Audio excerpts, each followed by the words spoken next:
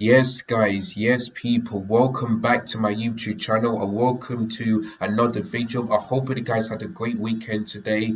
Obviously, if you're both an England fan and a Chelsea fan like me, Sunday was your worst day ever because the Lionesses lost in the World Cup against Spain and Chelsea lost 3-1 against West Ham, which I didn't expect, and none of the Chelsea fans all over the world expect. Even the white fans did not expect this, but it happened. So Sunday was the worst day ever. But listen, that Chelsea game was worse than the Lionesses game because the Lionesses show heart, fight, desire, passion. Well, for Chelsea, they may dominate, and the pulse is a bit better, but the second half was absolutely the worst one I've ever seen so far this season. 10 men, West Ham are down to 10 men, and we still cannot score, and we still didn't score, and we still cannot beat them, which is unbelievable and disgusting. So, yeah, Sunday was the worst day for me. But to everyone else who got the wins, congratulations to you. And like I said, last in yesterday, at the end of each game week predictions, I'll be going over how the table looks in every match day. I'm telling you guys who are first and who are bottom. So last week Newcastle were on top and Aston Villa were in the bottom, but it looks like the Aston Villa win against Everton and the Newcastle loss against Manchester City. It looks like the tables have now turned. So we're going to be looking at that in just a moment before I end this video. But now let's go over my reactions and my overall how this game went. And before I get started, if you guys haven't already, make sure you click the subscribe button if you're new, smash a like, give it a thumbs up if you enjoyed this video and the other series I've done so far, and make sure you click the bell notifications so that you never miss any of my YouTube content. So if you guys can do that for me, then that would be great. And also click the share button so that everyone can so that I can see your predictions and see how you went. If you beat me, then well done. If we're on the same points, then we're all in this together, right? But if you lose, then bad luck, and I know you'll be better than they're better than me next round. So if you guys could do those four things, then I'll be a very happy person. And I want to say thank you to everyone who has subscribed every time I make videos, go live. You guys have been amazing. So if I can get a new subscribers by this video, then or if it's one or more, then that would be absolutely great. So you guys have been amazing. Thank you so much for all the new subscribers over my live stream last weekend. So thank you so much. Right, enough of me waffling. Let's go on over my predictions and see how many points I got at the end. Alright, so on a Friday, so the first game was on a Friday night football, which happened 4 days ago, and the first game was Nottingham Forest against Sheffield United at at the City Ground, and it ended Nottingham Forest 2, Sheffield United 1. Now, I was this close to actually getting 3 points, but when Sheffield United scored, I was like, oh boy, oh boy. I mean, it's good that Nottingham Forest win, but I didn't expect Sheffield United to score. I really didn't, because going to the City Ground ain't that easy. It ain't that easy. So I was this close to actually to getting 3 points, but I actually got a point. So, but yeah, in that game, Nottingham Forest won 2-1 against Sheffield United. Of course, there's some talking points which I've noted down, and that's what I'm going to be doing every single time I've watched the highlights, because it will help me to understand. I will give you guys what happened in this game and what you guys think, and if you agree with everything I said. So, early on that game, Brendan Johnson, of course, who is the who missed that chance against Arsenal. He actually missed this one, but that's actually a good thing for Nottingham Forest, because in the third minute early on in that game, Iwanyi, who I did say he will score, he scored in the first minute to give an early lead in the first home game of the season, and that was a brilliant delivery by Serge Aurier over on the right hand side, and Iwanyi scored that brilliant header to make it 1-0 to the Forest team at the City Ground. So that was fantastic. And then seconds later in the second half, I mean the first half, after Nottingham Forest scored that goal, there was bare chances, but it wasn't really that close range. They didn't make any saves. It was brilliant defended by both teams. So yeah, that and it was and at halftime it was 1-0 to Nottingham Forest. And then 2 minutes later in the second half, it was Hammer who scored the Sheffield United's first goal of return back into the Premier League to make it 1-1 in the 47th minute. And Hammer scored that fantastic strike over that left hand side, like he was all on his own. He decided to take that shot over on the bottom right hand corner past Matt Turner, and that was a wicked goal. That was a brilliant goal from Hammer, and now Sheffield United's equalised in the 47th minute. And when he scored that goal, I was like, oh boy, am I going to get 0 points because I predicted Nottingham Forest to win? But I actually got a point, as you can see on the screen. I'll tell you guys why in a few minutes. Hammer scored that brilliant goal, and then 10 minutes later on that, Arayi, who scored the first goal for Nottingham Forest, could have got a second goal in the 56th minute, but unfortunately he was offside but the flag goes up and he was definitely offside. So the assistant coach got that spot on for that one. So yeah, so unfortunately it wasn't 2-1 to Nottingham Forest there in the 56th minute. And then Bolly with that great chance 10 minutes later after that to make it 2-1 to Nottingham Forest. But instead of putting the back of the net, his attempt was straight at the Sheffield United goalkeeper, Farrington. So that should have been 2-1 to Nottingham Forest in the 65th minute. You know, he should have put it in the back of the net instead of straight at the goalkeeper. So that was unfortunate. But yeah, and then about 5 minutes later, Brendan Traore could have made it 2-1 to Sheffield United, and that could have been a great comeback after going 1-0 down after a terrible mistake by Wawo in the 71st minute. But Matt Turner, who was Arsenal's second choice goalkeeper, came to the rescue with a fantastic save to keep this game for Nottingham Forest and to make sure that Sheffield United don't take the lead in the 70th minute. So that's a really good save by Matt Turner there, the USA goalkeeper. And then Chris Wood, who is the former Burnley player, scores a late winner in the 89th minute with a superb header to give Nottingham Forest a massive 3 points at the City Ground. But for Sheffield United, so far this season, two games, two losses. You know, lost against Crystal Palace at home, now lost against Sheffield United, Nottingham Forest away from home. So that's not looking good for Sheffield United there. I think I predicted them to be relegated, or I think it was some other team. But yeah, if Sheffield United don't keep this up, then I think they'll be in serious trouble. But listen, like I said, I got 1 point because I predicted 2-0 Nottingham Forest, and that could have happened, but Sheffield United score. I was this close to getting 3 points, but I actually got one, so I was disappointed. But listen, but yeah, I knew that this game will be difficult for Sheffield United because going to the City Ground ain't that easy, and Nottingham Forest gets another win. So could this be a advantage for them if they want to stay in the Premier League? If they want to stay in the Premier League next season, we shall wait to see. But good start for Nottingham Forest after they've lost against Arsenal, their opening game of the season away from home. So there we go.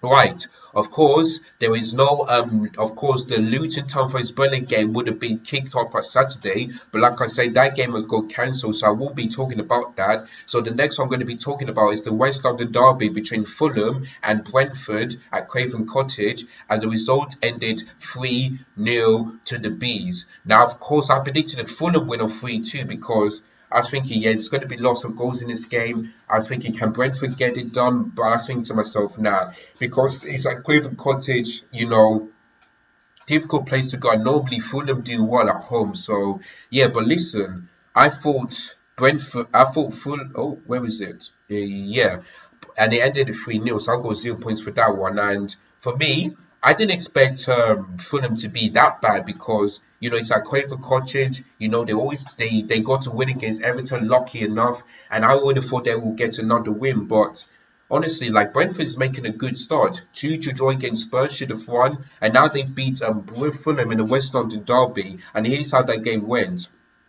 Before the 35th minute, there were so many chances from both teams, but None of them was on target. And then in the 37th minute, Robertson made a fantastic clearance in the 37th minute to deny Brentford to take the lead. And that was a massive, massive goal line clearance. I think that was Wissa's attempt that made Robertson to clear that chance. So yeah, really, really good defended there by Fulham's back line there. So that was in the 37th minute. And then, unfortunately for Fulham, it wasn't great for them because 7 minutes later, Issa Diop, who was playing as right back, unfortunately makes a massive mistake and gives the ball to Wisa, who we know he's a good player for Brentford, and they take the lead in the 44th minute. So listen, like I said, you make a mistake, it's your own fault, and you let the team down. So by that, Issa Dido should have done better, and the way he just gave that ball to Wisa wasn't that great for him. So yeah, so they lead in the 44th minute, thanks to Wisa's goal.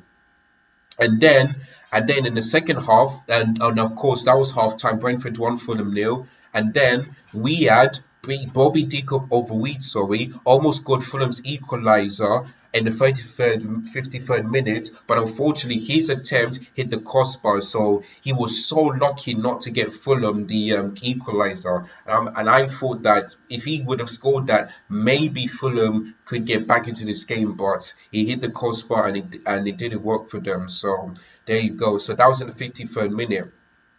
And then Jensen shot straight after that, like seconds after Bobby Dicko for hit the crossbar. Jensen's shot was brilliantly saved by Arsenal's former goalkeeper Bernd Leno to keep this game for Fulham and to like Brentford to make it 2-0 after they missed their chance. So it was a brilliant save by Leno.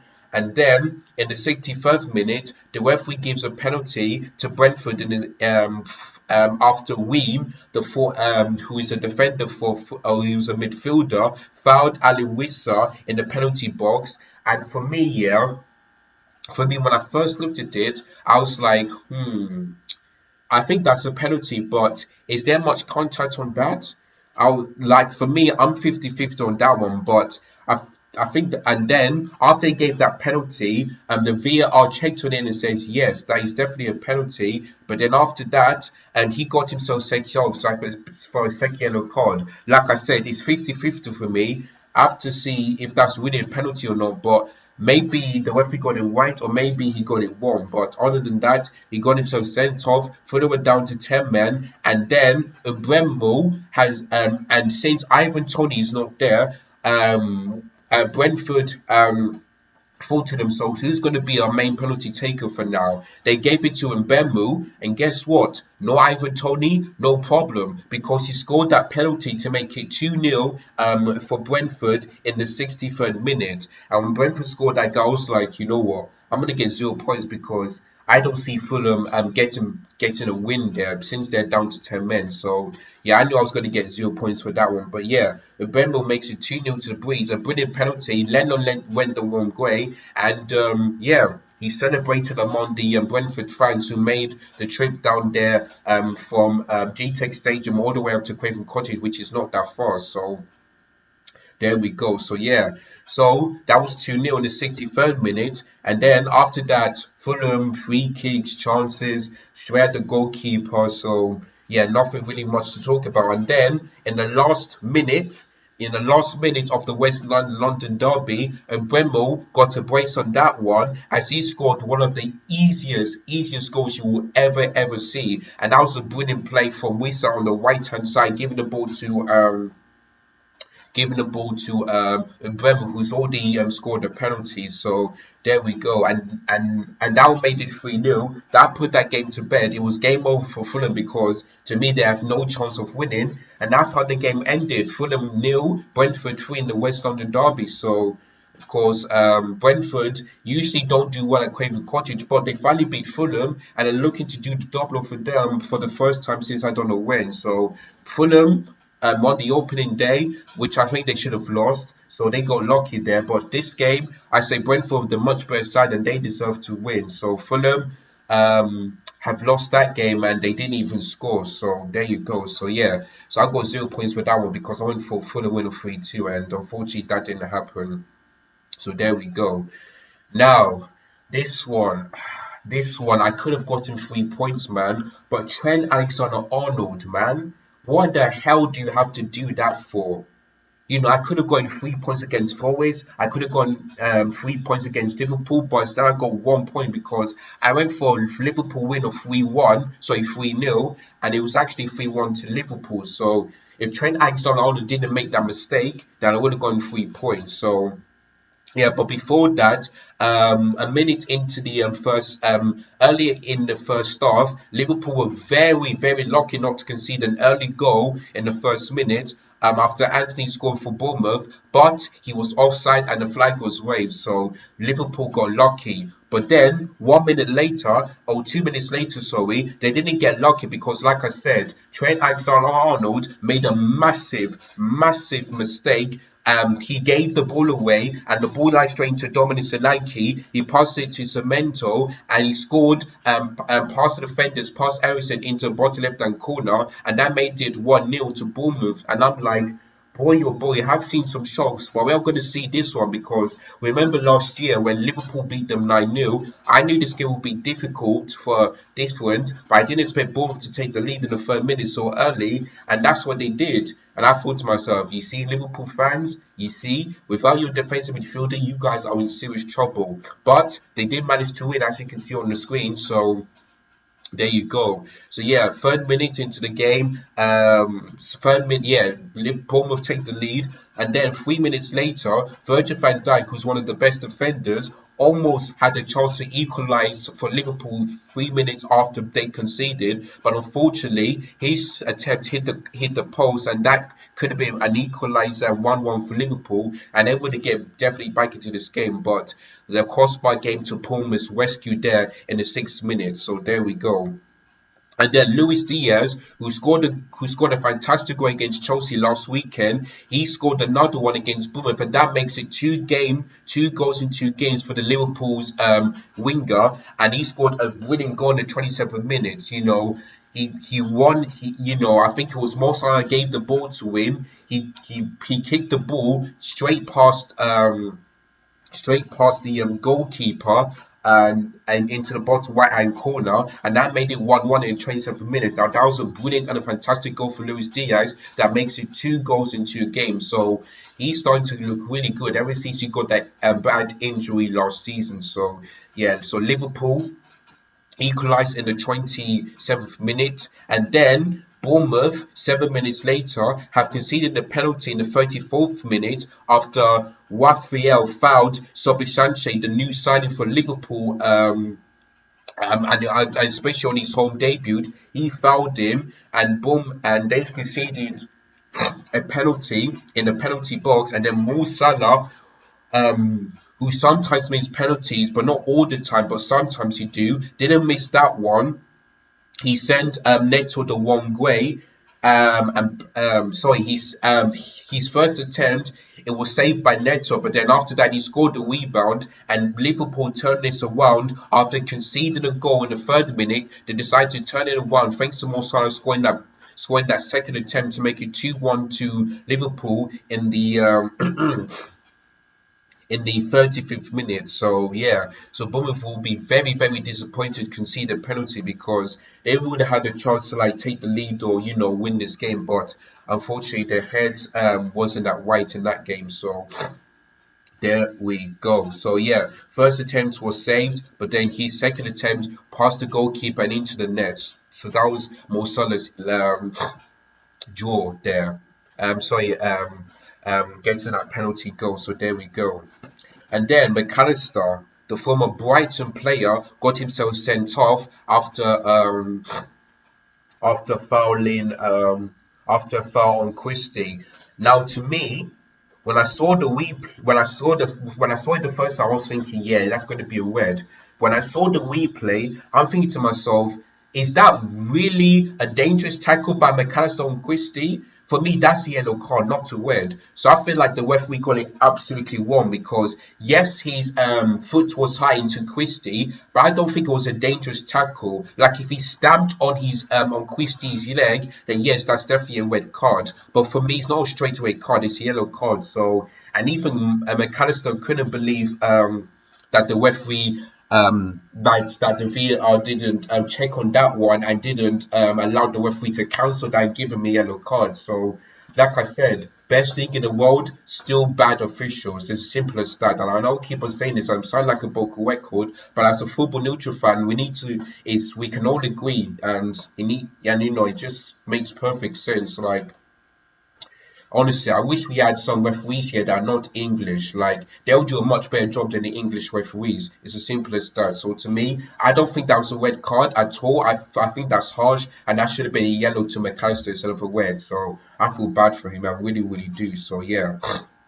So that was in the 51st minute and the second half. And then Neto, who've already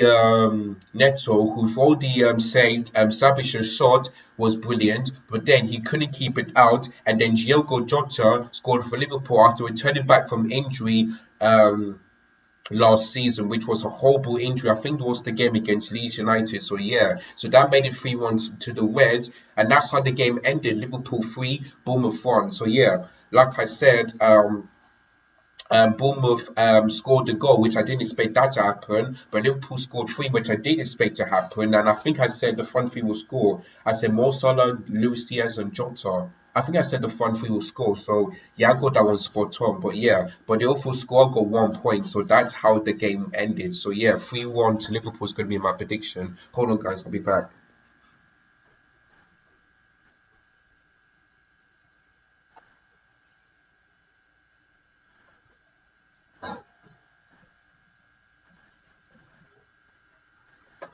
Right, so let's move on into the next one, which is Wolverhampton Wanderers versus Brighton and Hove Albion. Now, for me, many people did predict a Brighton win, but I thought to myself, now you know what? Wolves did really well against Manchester United, and it's at their ground, Molineux, so I expect this game to be difficult for Brighton.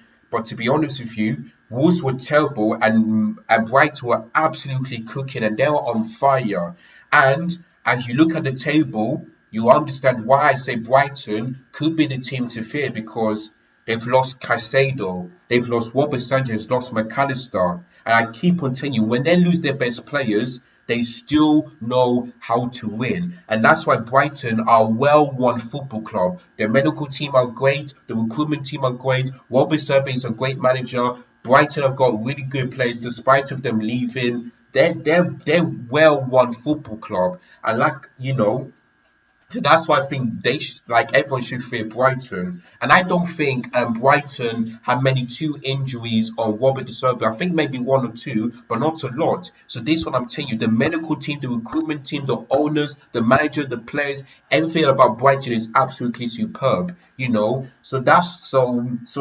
But the thing is that how comes Brighton have a well-run football club, but Chelsea aren't? It doesn't make any sense. But we'll get to Chelsea in a couple of minutes. But Brighton, yeah, they were absolutely fantastic, and they thumped Wolves at Molineux, which I didn't expect. So when I saw this result, I was like, yeah, I got 0 points because I didn't expect Wolves to get battered like that, especially at Molineux, but they did. So yeah, Wolves lost against Manchester United, which they should have done. But for this game, yeah, they deserve to lose because they were absolutely awful against Brighton. So let me give you how the game went. Matoma, who is a really good player as a winger, scored a sensational solo goal to give Brighton and Hove Albion the lead in the 50th minute. And I'm telling you, Matoma is a really saucy player. Like if it continues like this year, maybe it could be one of the best wingers in the Premier League this season. Of course, there's many other ones, but I think Toma is looking like a really good player to watch. And I think whoever plays on the right hand side of the defense should fear. They should fear Matoma because he can one pass players, he can score goals, he can do anything. And that solo goal was absolutely sensational. Like what a goal from him from Matoma. And yeah, so Brighton were 1-0 up in the 50th minute. And then after that, I think they had more chances. Wolves had a few chances, but didn't test the goalkeeper that much. So yeah, and at halftime it was 1-0 to Brighton. So yeah, at halftime. So and I thought to myself, can Wolves do one in the second half? Unfortunately, they couldn't because 40 seconds into the second half, Estupinian scored a goal 40 seconds into the second half, and that was a great start for Brighton, and for Wolves to concede that early on to the second half will really bite them because they were 1-0 down at half time and they had the chance to make a comeback, but unfortunately for them, when they conceded the second goal, I was thinking to myself, now you know what, I should have gone for Brighton and I'm gonna get 0 points for that one because Wolves, I feel like this was probably one of the worst performances I've ever seen under Wolves, and seeing Gary O'Neill as the manager, I would have thought that he was going to make Wolves a bit better, but unfortunately he didn't. So unfortunately for Wolves, they could be in serious trouble too. If Gary O'Neill doesn't improve Wolves, then I can see him getting sacked and possibly Wolves get another manager who could perhaps make them stand in Premier League. But if he stays, then I think Wolves are in serious trouble. So there we go. So yeah, 40 seconds in, they were 2-0 down, and Estupinian scored that goal to give Brighton a great start to the second half, 40 seconds in. So yeah, and then it turned from bad to worse for Wolves because 7 minutes later, Solly March, who we know is a fantastic player, scored a brilliant and a fantastic goal for Brighton to make it 3-0. And that game was nearly over because there was no way Wolves were going to get a comeback, especially the way they played. And Brighton deserved to be 3-0 up in the 30th minute. They dominated Wolves. They were all over them. They just put them to shame after Wolves had a brilliant performance against Manchester United. So there we go. So yeah, March scored a brilliant goal, and then in the 54th minute, 3 minutes later, Solly March scores again, right place at the right time after brilliant counter-attacking football from Brighton of Hove Albion, and it was the number 10 that got the assist for the Sonny March first goal, and then he got another one for Sonny March second goal, and that made it 4-0 to Brighton. And I thought to myself, yeah, you know what, Brighton, they're gonna win. There's no point of Wolves. I should have gone for them. So yeah, so I got 0 points for that one. So yeah, but Wolves was so bad. I thought that we kept that same performance as they did against Man United, but they didn't. And for Brighton, they're doing really well this season. So yeah, so in the 54th minute, Solly March scores again to make it 4-0 to Brighton, and that was their consolation goal. I mean, that was their fourth goal, and then an hour into the game, Wolves could have scored a consolation goal, and that could have at least lifted the fans in the 60th minute. But Lemana and Matthias hit the crossbar. That was twice in like 5 seconds, so that could have been a consolation to cheer the fans, but that was missed. But then Wang Hee-chong, who's a really good player, and he played well for Wolves probably last season. Finally, he knows how to score a goal after both Lemela and Matthias hit the crossbar, and that was the consolation goal, and that was in the an hour mark. And then that was 4-1 to Brighton when Wolves scored that goal. So, but I thought to myself, now you know what? Even though there's 30 minutes to go, I still don't see Wolves making a comeback unless they do better in the second half, which they did, unfortunately. So yeah. So in the 60th minute, um, Wang Hee-chan scored that goal. After that, Brighton had better chances to score more than 4 goals, but they were off target, they were saved and all that stuff. And then later into the second half, in the 95th minute, Matamius, who's already got a yellow card, decided to get himself sent off after pushing Danny Welbeck into the penalty area. After he saw a foul from Matoma, and he got frustrated at Danny Welbeck. But Matamius, that was silly from you. That was silly from you. You just cannot do that. You just cannot. You had chances and now you let the team down. So yeah, so for me, that's how the game went. Wolves 1, Brighton 4. Didn't expect that to happen, but Brighton are a really good side. So like I said, if they keep this up, could Brighton be the surprise team? Because they the Europa League this season, and if they do win the Europa League, imagine if they finish in the top four and win the Europa League. Honestly, that would be an absolutely amazing. Brighton have never ever won a trophy, and imagine if Brighton win it before Arsenal, that would be a hilarious. But I know Arsenal fans may not like it, but it's true. So there we go. So Brighton, 4-1 winners, they deserved it, and yeah. And as you and if you look at the table, which I'm going to show you at the end of this video, you understand why Brighton were cooking and why they're doing so well so far in the Robert De Zerbi. So there we go. So yeah, 4-1 to Brighton was the overall prediction. Right, we move on into the next one, the game of the weekend, the big game, Tottenham Hotspur versus Manchester United at White Hart Lane. And that game ended 2-0 to Spurs against the Red Devils. Now, like I said, Man United had big chances to score, especially Bruno Fernandes, but I was this close to actually getting 3 points a game.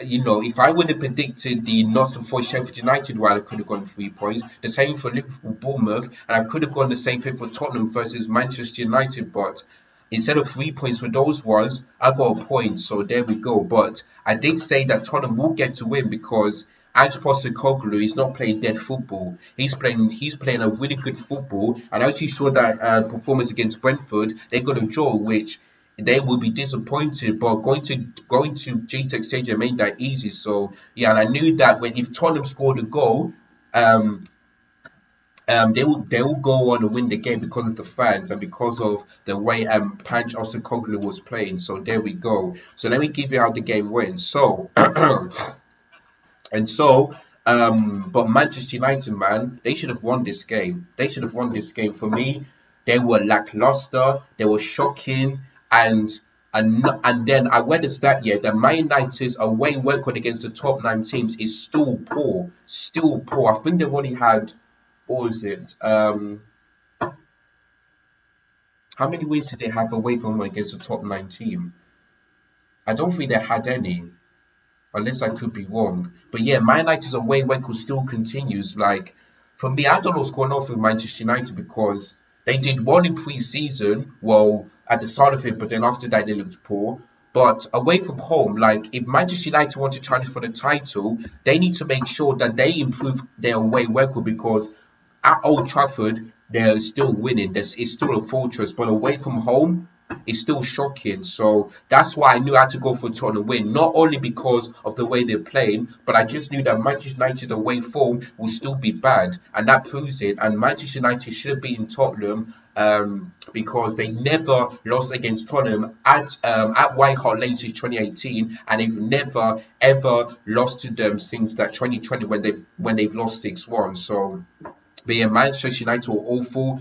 Spurs started off really, really bad. I thought Man United dominated them from 20, I say from 0 to possibly like say 30 minutes. But then after that, it was all Tottenham in the second half. So I'll give how the game went. So Marcus Rashford, once again playing as a striker, for me, that was the wrong decision for Everton Hart because he wanted for a striker, probably for I don't know, someone who can play as a striker because Rashford ain't a striker, he's a winger. He can score goals and assist as a left winger rather than a striker. You know, he didn't score against Wolves and now you can see he didn't score against Tottenham. So I think Everton Hag got this absolutely wrong for this one. So yeah, but Rashford missed a glorious chance with that header to make it 1-0 to Manchester United in the 24th minute after a brilliant and a fantastic and slick pass from Bruno Fernandes, who was their captain and who was playing as a number 10. So there we go. So yeah, Rashford should have made it 1-0 to the Red Devils. And then Manchester United was screaming at the referee to him forgive to penalty for Manchester United after Garnacho's attempt was blocked by Mbeumo's hand. When I first looked at it, I was like, oh, that could be a penalty. But when I saw it on replay, I was thinking, yeah, you know what? That was the right decision by the referee because yes, even though the ball hit the hand, it was away from his body, and it was a defending block by Romero. So to me, yes, Manchester United. Wolves got robbed like that. Maybe Manchester United was robbed on that. But listen, that was a really good defending from Moreira. So to me, definitely not a penalty when I first look at it. So the referee got it spot on. That was in the 27th minute.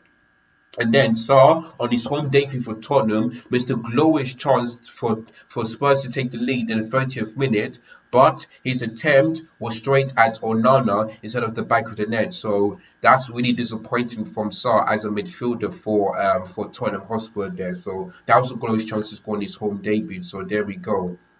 But then the best and the missed chance in this game was Bruno Fernandes, because it was a brilliant crossing from Garnacho on the left hand side, and Fernandes should have scored that goal in the 36 minutes to make it 1-0. But his header was way off target instead of into the back of the net. So that should have been 1-0 to Manchester United in the 36th minute. So there we go. But then the closest chance for Tottenham came 2 minutes later, because Andrew Pole's attempt hit the crossbar, and that should have been 1-0 to Tottenham. You know, because it was a great shot by him, but it was so unlucky not to put in the back of the net, because that could have been 1-0. Tottenham fans would go absolutely crazy in the first half. So there we go. And like I said, they would not deserve to take the lead because Manchester United were all over them. So there we go. But like I said, from 0 to 30 minutes, it was all Manchester United. But then after that, it was completely Tottenham, especially into the second half. So there we go. So yeah, instead of this game being like probably 2-2. It ended 0-0 at half time. And then in the 48th minute, 3 minutes into the second half, we've seen Tottenham take the lead thanks to Sarr scoring on his Premier League debut, especially at home against Manchester United. And if you look at that goal, yeah, Kulusevski was having so much time on the ball. You know, he was having so much space, especially on the right hand side.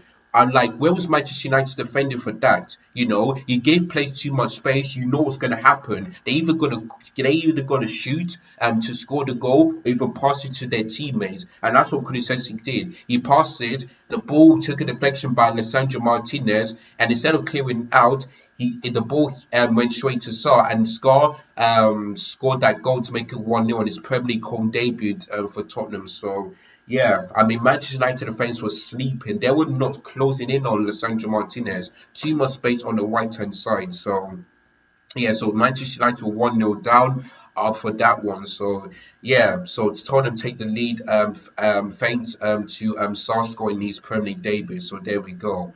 And then in the 50th minute, 2 minutes later, Anthony could have got an equaliser straight away for Manchester United, but he hit the post in the 50th minute. So that could have been a great game, especially in the second half, if Manchester United would have scored that equaliser 2 minutes into the second half. But it hit the post bar. So instead of being a 1-1, it was still 1-0 to Spurs in the 50th minute. So that should have been a draw. So yeah, and then Vujako, who I never heard of before, makes a stunning and a brilliant save 6 minutes after to deny Casemiro to take Manchester United to an equaliser in the 56 minutes. So never heard of him, but he was fortunate as the man of the match. He made some big saves, and he got a clean sheet against Manchester United, which I didn't expect. So for Carwell was absolutely brilliant in goal on Saturday. So yeah, well done to him. I would have thought he conceded, but he actually made some saves and he got a clean sheet. So fair play to him, fair play. And then after that, in the 82nd minute, it turned from bad to worse for Manchester United because Lisandro Martinez, who was brilliant for Ajax when Everton came in, unfortunately for him, Ben Davies. I would have thought Ben Davies scored that goal after James Maddison put a crossing for him, but it's actually Lisandro Martinez that got the final touch, and instead of clearing it, he decides to put it in his own area, and that was an own goal from him from the 82nd minute. And by that, it was 2-0 to Tottenham. No way back for Manchester United, even though they had chance after that. They lost, and Tottenham finally beat Manchester United at White Hart Lane for the first time since 2018. Got a clean sheet, got that 2-0 win, and they finally also beat Manchester United in the Premier League for the first time since October 2020 when they beat them 6-1 at Old Trafford. That was during pandemic about 3 years ago. So yeah. So Tottenham unbeaten so far.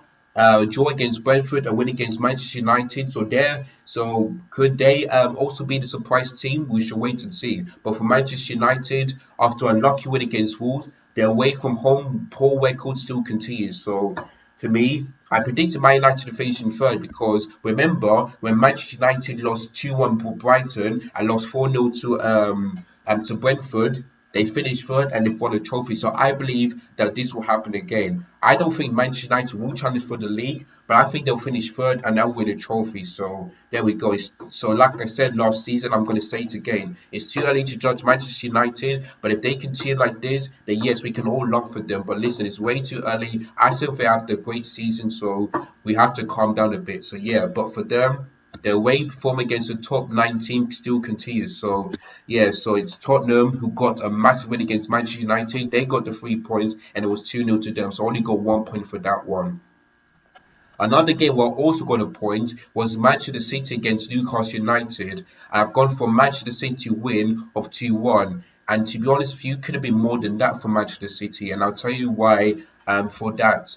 Because Alvarez goal was the winner in the 37th minute. Before that, Manchester City had bad chances, but some of them were off target, some of them were straight at Nick Pope. So yeah, so the game, so before Alvarez scored that goal, it was pretty boring to watch. But then Phil Foden, who looked absolutely fantastic in this game and won the man of the match, passes it into Alvarez. Alvarez takes that shot and into the bottom left-hand corner, past Nick Pope, and that was a stunning and a brilliant goal from Alvarez. And guess what?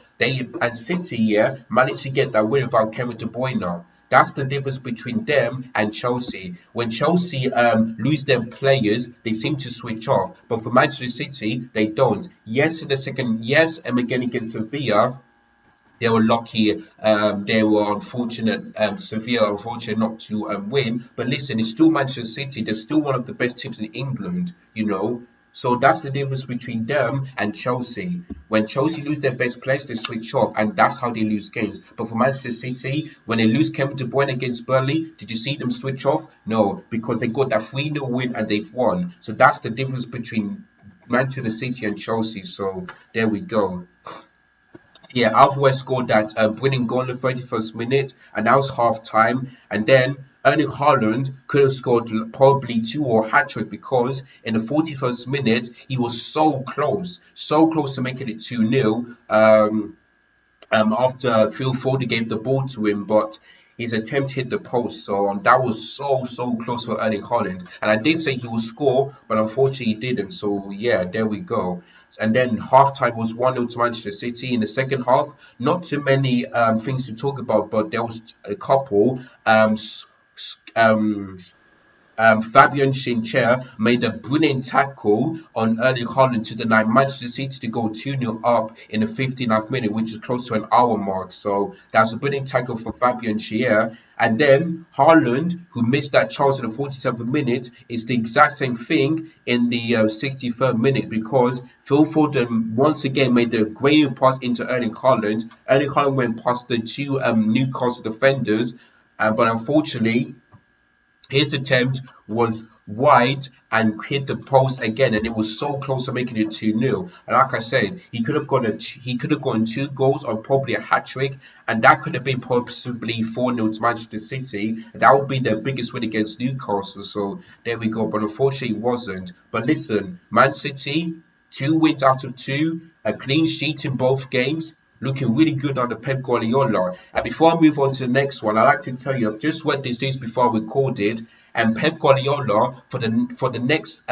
is gonna be without. It's not gonna be on the touchline for Manchester City because if you look at the game on Saturday, the reason why Pep Guardiola didn't make any substitutes is because he had a bad back. So yesterday or earlier today or yeah, probably yesterday or maybe on Sunday, he had to fly he has to fly to Barcelona to have a surgery, and the surgery has completed, so he'll be out of the touchline for from now until next month, which is probably the 20th of September. And I'm not sure what game he'll be back by then, but if you're a Manchester City fan, that is really bad because Pep Guardiola is for me one of the best managers in England, you know. and he's won more trophies for Manchester City than he done for Bayern Munich and Barcelona. So to lose Pep Guardiola is going to be really, really difficult. But let's see how they cope because they lost Kevin De Bruyne, they still managed to win. So let's see if Manchester City can do the same thing the next games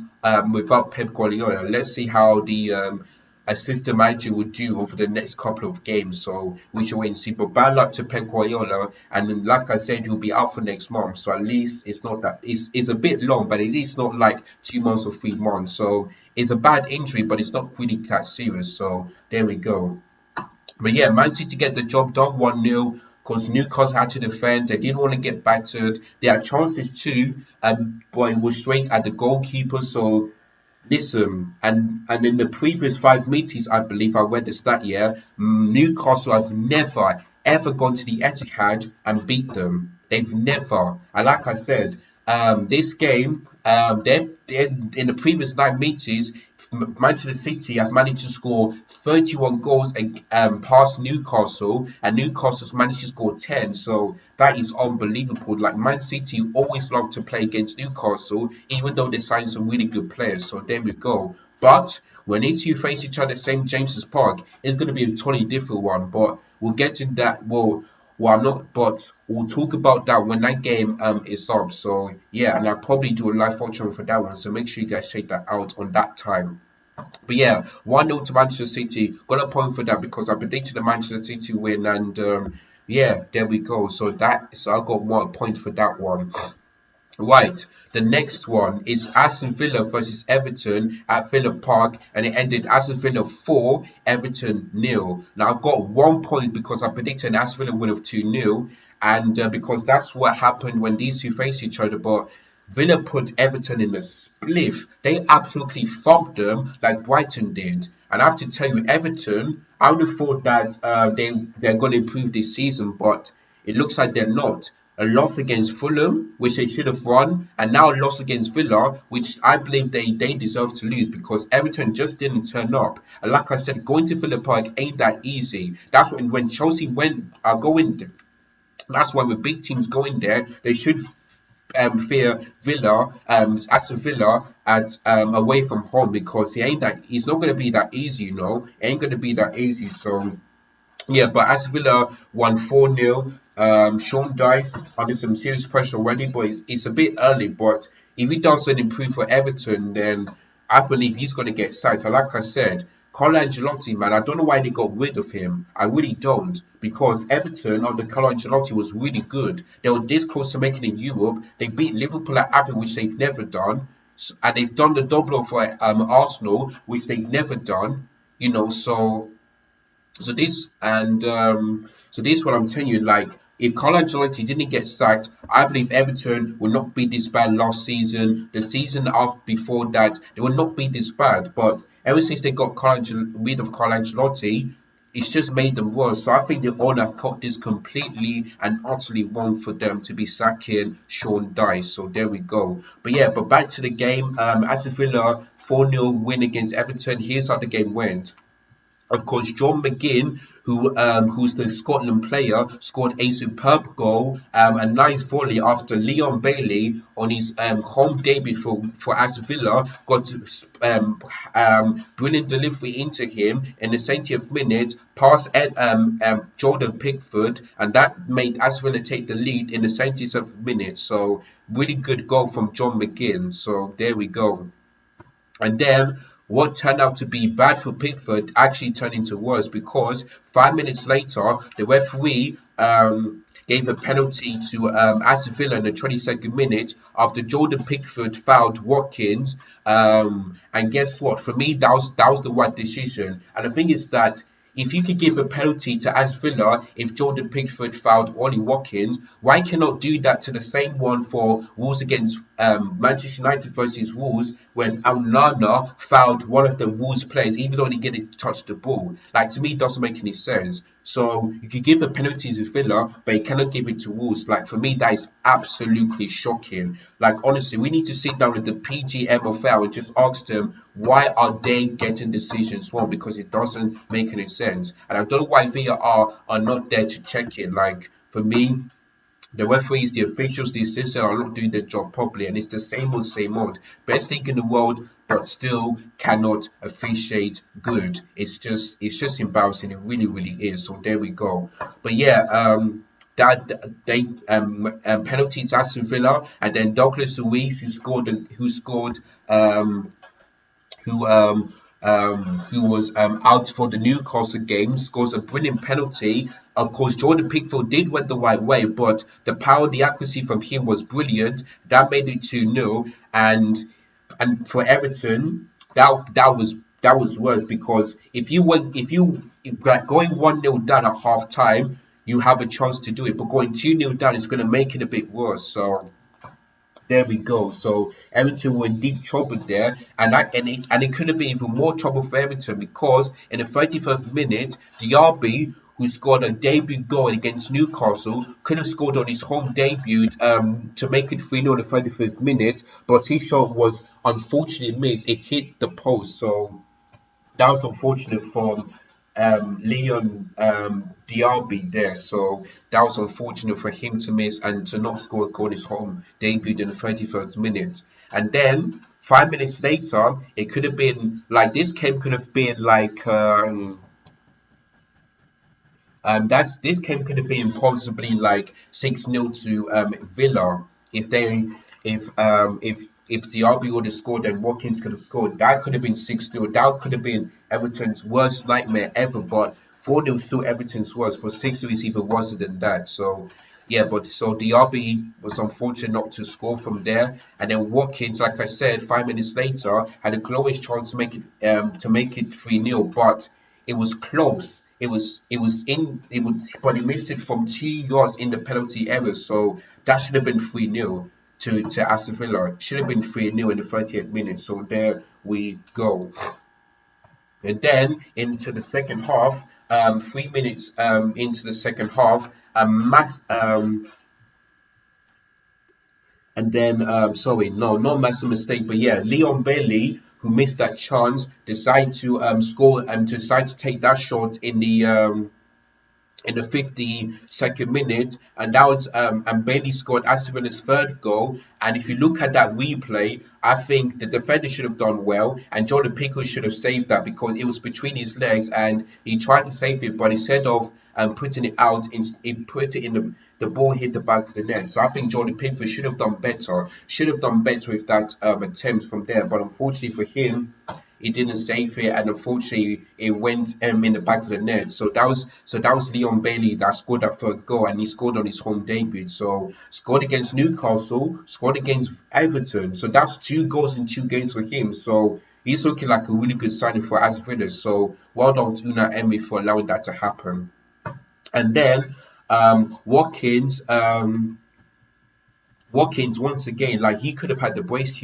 Watkins has a attempt so wide, and that could have been 4-0 already in the 56th minute after Leon Bailey scored that goal 3 minutes before that. So that could have been more than 4-0 for Aston Villa if Watkins would have scored and Leon Bailey would have scored as well. So he could have had the brace, both Leon Bailey and Ollie Watkins, but unfortunately they didn't. So there we go. So that could have been 4-0 to Aston Villa in the 56th minute. And then Everton, who, like I said, didn't turn up, I feel like they had maybe like 2 or 3 chances in this game, and and like I said, that was their worst performance ever. But they could have had a consolation goal. But Emi Martinez, the former Arsenal goalkeeper, made a massive and a brilliant save to deny Neil Maupay to get to a consolation goal 3 minutes after Watkins had missed that chance to make it 4-0 into the second half. So yeah, it was a brilliant save by Emi Martinez. Didn't have much. I don't think he had much to do in that game. I think, and that was his first save in the fifth, and that took him close to the hour mark. So yeah, like I said, Everton was absolutely awful in that game on Sunday. So there we go.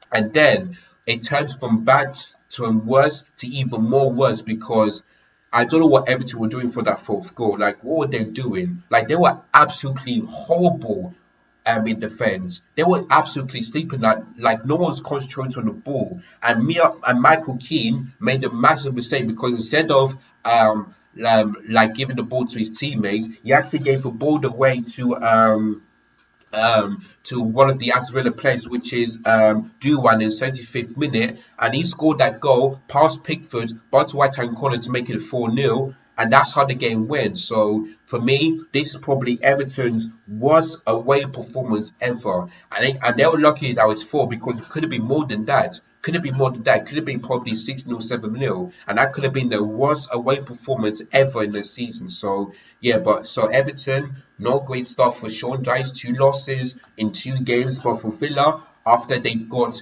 destroyed by Newcastle 5-1 at St. James Park last week, they decided to get back to winning ways by putting four past Everton. So great stuff for Una Emery in Villa Park. So there we go. So that's how the game went. 2-0 to 4-0 to Aston Villa. And I've got a point for that one.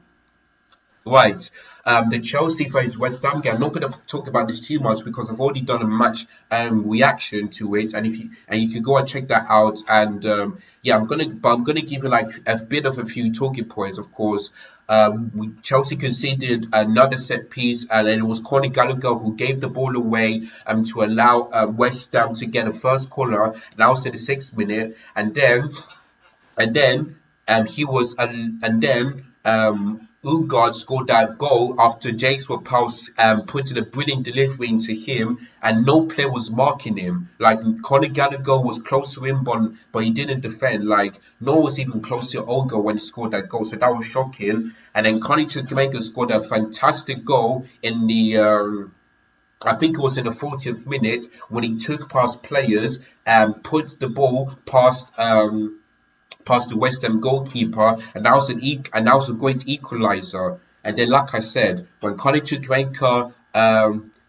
got injured, Chelsea just switched off, especially in the second half. Mikel Antonio scored that winning goal and past Lewa Cole, past Thiago Silva, who I thought both of them were terrible, but Dizazi had a disaster in that game. He gave the ball away into James Ward-Prowse, and you know James Ward-Prowse is going to do. He's going to pass it into one of the strikers, which he did, and that's what he's done. And Mikel Antonio put the ball past Robert Sanchez, who I thought was absolutely terrible because he should have saved that goal. And yeah, that was 2-1. And then Caicedo came on in his Premier League debut for Chelsea in the 60th minute. And then what I thought he could have changed the game for Chelsea actually made it worse because he lost the ball a couple of times. He could see the penalty in 95th minute. And it was 3-1 after who scored that penalty? Let me just have a look. Sorry, guys. Who scored that penalty for West Ham? Was it Transfer News? No. Who scored that penalty for West Ham? Yeah, it was Luis Paqueta who Manchester City want to sign, but it looks like he's still saying. So yeah, Paqueta scored that goal, and before they scored that third goal, Newgard, who scored the first goal for West Ham in that game, got himself sent off, getting 2 yellow cards after that reckless challenge onto Nicholas Jackson. So there we go. But West Ham decided to win after going down to 10 men, and that's why I was so frustrated and so angry because when I saw that West Ham going down to 10 men, I was thinking, yes, come on, boys, now let's go and get to win. We still we we were poor, we were shocking, we were disgusting. Like I see so many crosses in, but no, it's in the right place at the right time. West Ham scored another goal, and that's how the game went. So to me, I was so frustrated. I know this is early, but for me, I think Pochettino got it wrong. I think Sterling is the only player that can hold his head up high because that's the Sterling that I wanted to see. And if Sterling wants to be a world-class player for Chelsea, that performance against West Ham, he needs to do this consistently because he cannot do one against West Ham and then don't do one against Luton. I want to see that same performance. So Sterling is the only player that can hold his head up high. Maybe Fernandes and Conor Chukwuemeka in the first half. But then all of the players, they can all hand their head in shame, especially Pochettino. I mean, we spent £1 billion or close to that, and we still cannot beat West Ham. So to me, I'm not Pochettino out, but I feel like he needs to stop playing this back three because Yes, it was against Liverpool, but against West Ham, who are a really good side and a team that we cannot beat at the London Stadium, you go to a back three and now we got exposed. So I hope in the game against Luton this Friday, it goes to a back four because when he did that in pre-season, we looked good. We put four past Brighton, we destroyed Wrexham, we drew against Newcastle, we beat Fulham, and we drew against Dortmund. We were unbeaten and we've won a trophy there. So if you so and the reason and people have been telling me well he cannot play back four because Thiago Silva cannot play one in the back four. But when he did that pre-season, we didn't lose. We didn't lose. And alongside Leo Colwell, yes, they made a few mistakes, but I thought these two partnerships was absolutely fantastic. So if Thiago Silva can do one in the back four, pre-season, why does Pochettino think cannot do it in the Premier League? Like Thiago Silva, I don't think he had a great game, but he's still one of our best players and he's still one of the best centre backs. So I don't get it. Like Thiago Silva, yes, sometimes we can do one in the back three, but why can't it, but if he put it in the back four, he would do much better alongside Leo Colwell. And there was another time, yeah, in those substitutions where he put Ben Chilwell as a left winger. Like to me, it doesn't make any sense. Like Ben Chilwell is a left back or a left wing back. And Mudge, when he came on, looked absolutely shocking. But I'll give him time because he had to start it against Liverpool and he didn't start against West Ham. So I really hope that the game against Luton, he starts and he plays a back four. And for me, Malo Gusto didn't have a great game, but I don't blame him because I've never seen him playing as a white wing back before.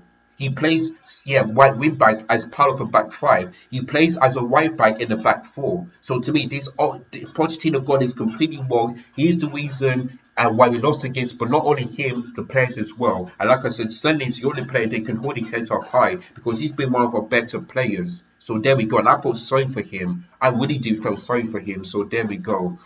But yeah, I got 2 points because I went for 2-1 Chelsea win. But West Ham stunned Chelsea. Didn't expect this to happen, but it did. So hopefully the game against Luton this Friday will do much better, but I doubt that one. I really, really do.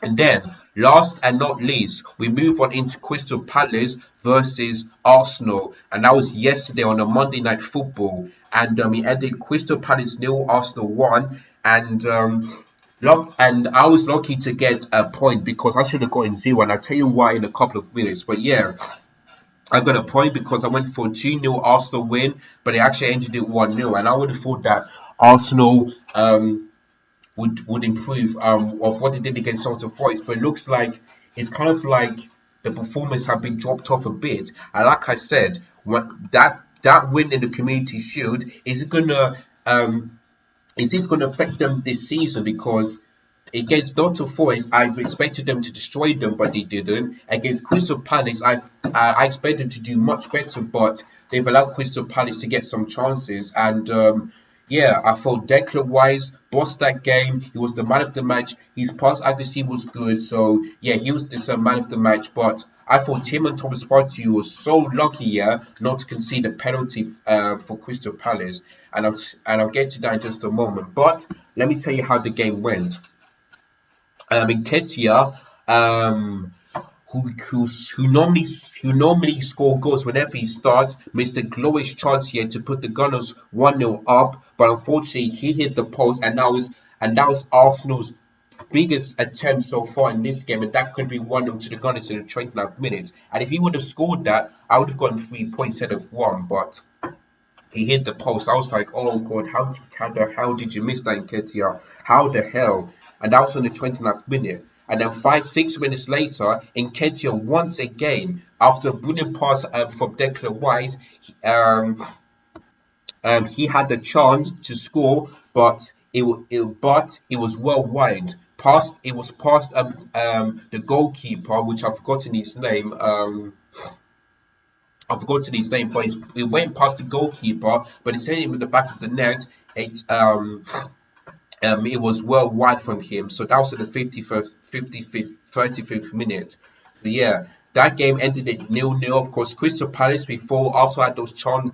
Crystal Palace had more chances in this game than Arsenal, so that's why I think Crystal Palace would be very disappointed not to at least get a point or maybe perhaps beat them, but they've lost, but I thought they could hold their heads up high because at least they at least they didn't get battered by Arsenal. But yeah, but I say Arsenal will win despite Crystal Palace having a much better performance, especially in the second half. So there we go.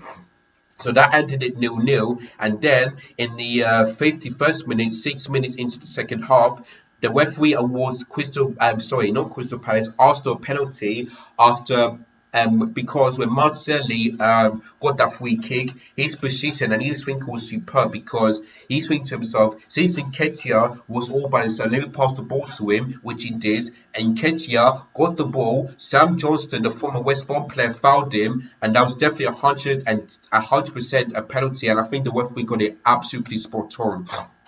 So there we go. So that's really good position there for Martinelli. And then Arsenal's captain Martin Odegaard, who was their best player last season, puts them in front, and that was 1-0 to the Arsenal, and that's how the game ended.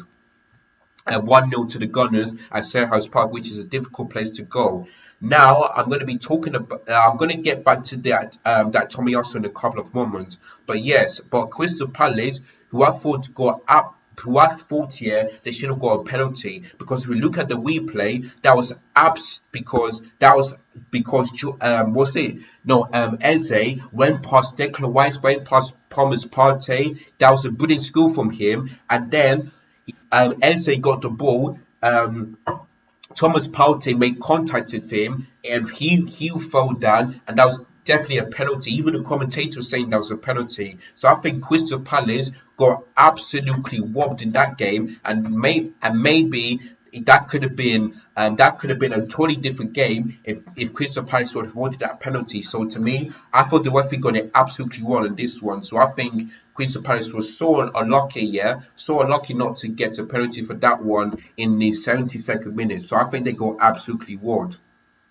And then after that, what could have been a draw actually ended up in a loss for Crystal Palace because Mitchell made a glorious chance in the 90th minute.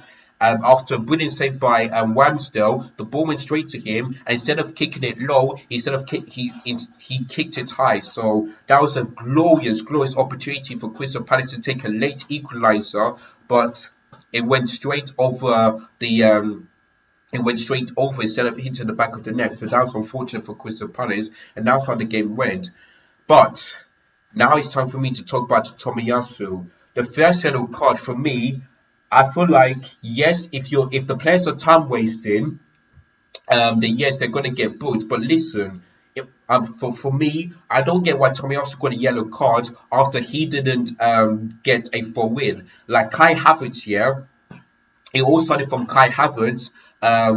He took time to throw it into his teammates, but then he decided to pass it into Tomiyasu. And yes, Tomiyasu was time wasting 8 seconds in, but for me, I don't get why he got a yellow card. If Tomiyasu, was allowed to get a forward and then he was time wasting, then yes, that was a yellow card. But for me, I thought the referee got it wrong. If I was you, if Kai Havertz was time wasting, then he should have got a yellow card. And I think Kai Havertz yesterday was absolutely terrible in this game. Haven't seen much of him, so yes, I'm so glad that Chelsea have sold Kai Havertz. But listen, maybe Mikel Arteta can still get the best out of him, but I thought yesterday had a bad performance. Even my friend Troops has said it. He had a really bad performance. So there we go. But yeah, I thought after that, when Tomiyasu got a yellow card, I thought that was utter disgrace by the referee because I think Jordan Ayew was trying to win a free kick for Crystal Palace, but for me, he dived. So if I was the referee here, instead of giving a yellow card to Tomiyasu, I would have given it to Jordan Ayew for trying to win that free kick. Because I don't think there was much contact. I don't think Tomiyasu made much contact on Jordan Ayew. I don't see any contact. So to me, that was harsh to give Tomiyasu 2 yellow cards. Yeah, 2 yellow cards. One for time wasting, which I didn't think would happen, and one for thinking that there was contact to join Ayu, which was there not. So to me, I think Arsenal got absolutely wronged for allowing the referee to give Tomiyasu the second yellow card. So I think he got that wrong. But overall, it ended 1-0 to the Gunners. I think they got locked. I think they'll make to themselves that Crystal Palace should have at least got a point. But listen, 2 wins from 2, got a clean sheet. Declan Rice man of the match. Great start to the Gunners. But with that kind of performance here, do I think Arsenal could win the league? I don't think so. But let's see if they can prove me wrong and they can prove the rival fans wrong, because they doubt in Arsenal, if I'm honest with you. They really, really are. So there we go. But I think Arsenal will still try this, but I don't think they'll win the league. So that's why I had them in second place. So there we go. So overall, I've got 6 points, which is less than last week, but I'm trying my but overall I've got 50 points, which is not that bad. And if you look at the leaderboard, let me just see where I am. Oh, we currently have members compete. Okay, no items are shown. Oh, okay. Well, I was about to tell you guys where I am, but it looks like they haven't counted it up just yet. But I know I got 50 points, which is not that bad. It's really not that bad. So there we go. Right. Looking at the Premier League table, like I said to you before I end this video, the table stands, I will cause it this for game week 2. Brighton are on top because they scored 8 goals and conceded 2, and their goal difference is 6. Manchester City are in second place this because they scored 4 goals, conceded none, 2 clean sheets under Edison, but their goal difference is 4. For Arsenal, they're going to clean sheet against Crystal Palace, but their goal difference is +2 because they've scored 3 goals and they conceded 1. So it's Brighton, Man City, and Arsenal get are 100% record continues. 2 wins in 2 games, which is great. Of course, Brentford, Liverpool, Tottenham, and West Ham have gotten 4 points because West Ham drew against Bournemouth and beating Chelsea. For Liverpool, they drew Chelsea and they beat Bournemouth. For Tottenham, they drew against Brentford and they beat Manchester United. And for Brentford, they beat they beat West Ham. No, they drew against Spurs and they beat Fulham. And of course, Brentford's goal difference is 3, while Liverpool, Tottenham, West Ham, and West Ham, they're on +2. So that's why Brentford are above them. Of course, Newcastle won against Aston Villa but lost against Man City. As Villa, they've lost against Newcastle but beat Everton. Nottingham Forest lost against Arsenal but beat Sheffield United. Crystal Palace beat Sheffield United but lost against Arsenal. Man United won against Wolves, which I think they were lucky, but lost against Tottenham. And Fulham won against Everton but lost against Fulham. Yeah, won against Everton but lost against Brentford. So all of those teams have gotten 3 points. But the teams that are below that is both Chelsea and Bournemouth got a point, because Bournemouth lost against Liverpool but won against but got a draw against West Ham. For Chelsea, they drew against Liverpool but lost against West Ham. And like I said, Sheffield United have lost 2 games. The same goes for Wolves and the same goes for Everton. Of course, Burnley and Luton Town have played each other because, like I said, that game was cancelled due to Luton Town's Premier League game being postponed because, like I said, I'm not sure what stadium Luton Town are going to be playing in, but they're going to complete their new stadium until 2026, which is 3 years' time. So that is not that great. So yeah, as I'm recording this right now, Brighton on top, Everton below. They're -5 goal difference, and Chelsea, as I'm recording this right now, after game week 2, they are in 15th. So yeah, that is absolutely terrible from Chelsea to go from 15th. But listen, I expected Chelsea to beat West Ham, but they didn't. So we're in 15th right now. So Listen, we need to beat Luton Town, because if we don't, we're going to be in serious, serious trouble, and so is Pochettino. So on Friday night, I wanted to go to Stamford Bridge, destroy Luton Town, and get that win. And like I said, the only way for us to do that is for Pochettino to play a back four instead of a back three. Because if I see a back four against if I see a back three against Luton Town, then I know we ain't winning. I know we ain't winning. So we need to make sure we play the back three. So yeah, so that's how the table looks. Chelsea in 15th, Brighton first, Everton in 20th. So that's how the game looks and top and table looks after game week 2. So that is it, guys. That is my reactions and my predictions. Going on for my predictions, how many points I've got, and that's how the table looks. So if your team did well, lost in the game week 2, then well done. If you got a draw, then you could be happy but sad at the same time. But if your team lost, then you'll be frustrated, just like me on Sunday. Like I said, Sunday was the worst weekend for me. Seeing England lose against Spain in the World Cup, and seeing Chelsea lose against West Ham. Honestly, that was the worst day for me. But let's hope the game against Luton, they will not make it even worse. Because if we lose against Luton Town, then I'm going to get worried and I'll be very, very angry. So Pochettino, whatever you do, play a back four against Luton at Stamford Bridge. It's as simple as that.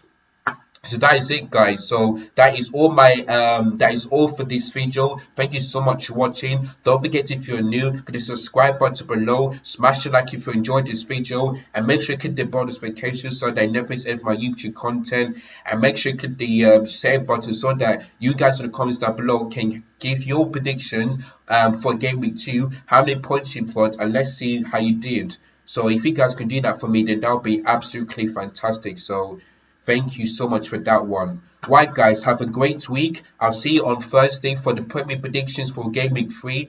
And let's see if Chelsea can get the win on Friday night. So there we go. So make sure you join me on Thursday. Have a great day, guys. See you guys soon. Take care. Up the Chelsea, unfortunately. God bless you. And I'll see you guys soon. Take care. I'm out of here.